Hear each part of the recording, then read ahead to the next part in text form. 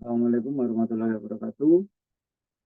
Kenalkan, nama saya Muhammad Ali Rizky dari Fakultas Psikologi dan Pendidikan Prodi Psikologi akan mempresentasikan hasil skripsi saya yang berjudul Perilaku Prososial pada Siswaman Sidoarjo. Pendahuluan, Madrasah Aliyah merupakan pendidikan sekolah dalam sistem pendidikan nasional. Pada Undang-Undang Nomor 2 Tahun 1989 tentang Sistem Pendidikan Nasional memperjelas posisi madrasah, yaitu sebagai sekolah umum yang berciri khas agama Islam. Masa remaja merupakan masa di mana individu memulai memahami dan mengembangkan kehidupan bermasyarakat. Pada masa ini, individu membangun hubungan yang matang dengan teman sebaya maupun orang dewasa lainnya.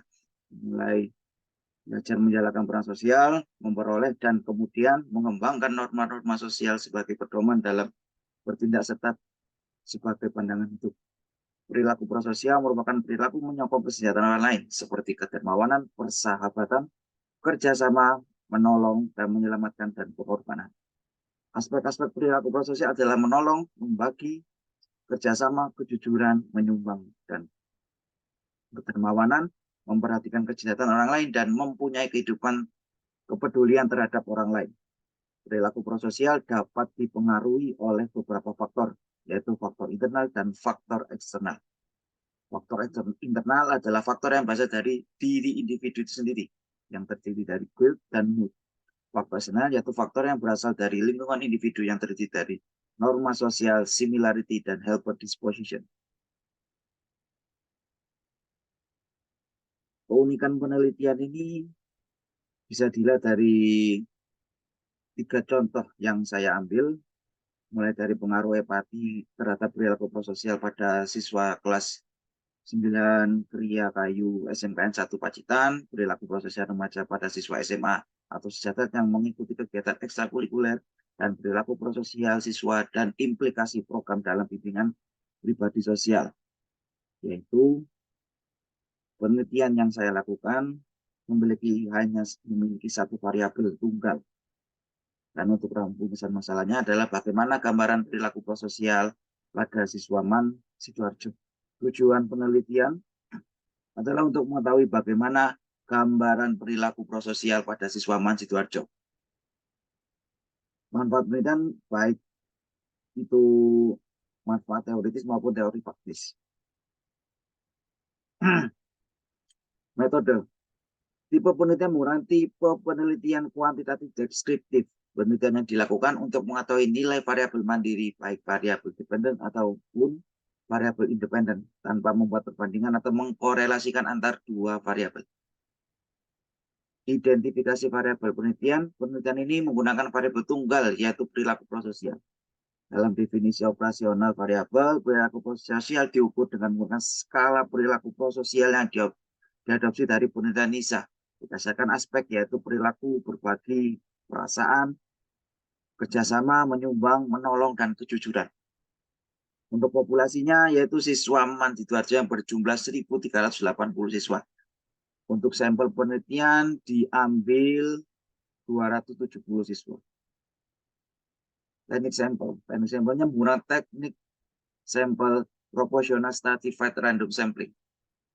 Teknik pengumpulan data yang digunakan ialah skala psikologi berupa skala perilaku prososial dengan model skala Likert yang diadopsi dari penelitian NISA yang berjumlah 21 item valid dengan nilai reliabilitas sebesar 0,865.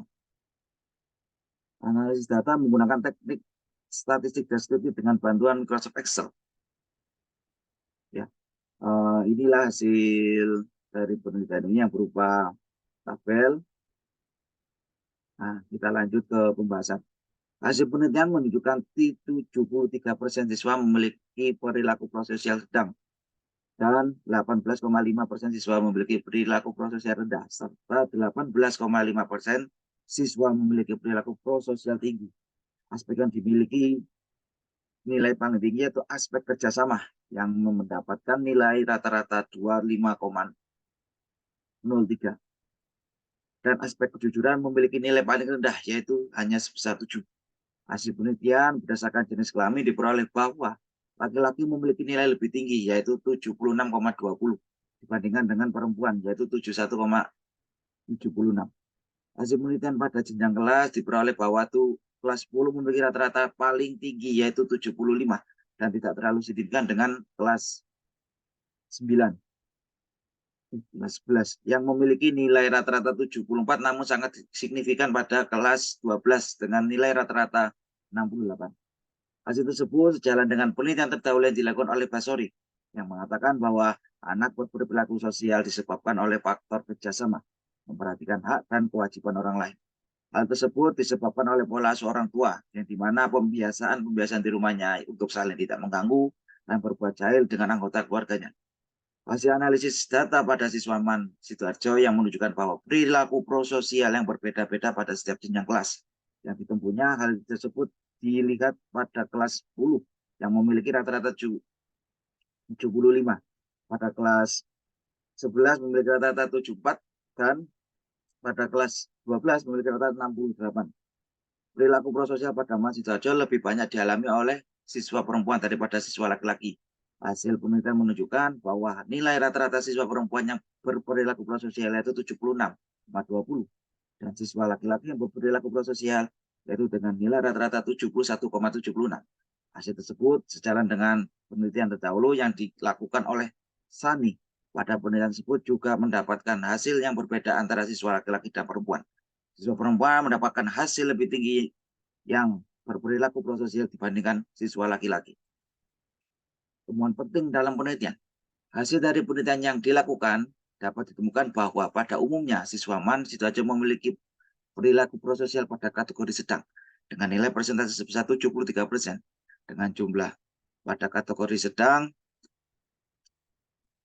18,5, sedangkan pada kategori rendah 18,5. Dan juga ditemukan hasil dari penelitian juga menunjukkan bahwa laki-laki lebih rendah dalam melakukan perilaku prososial daripada perempuan.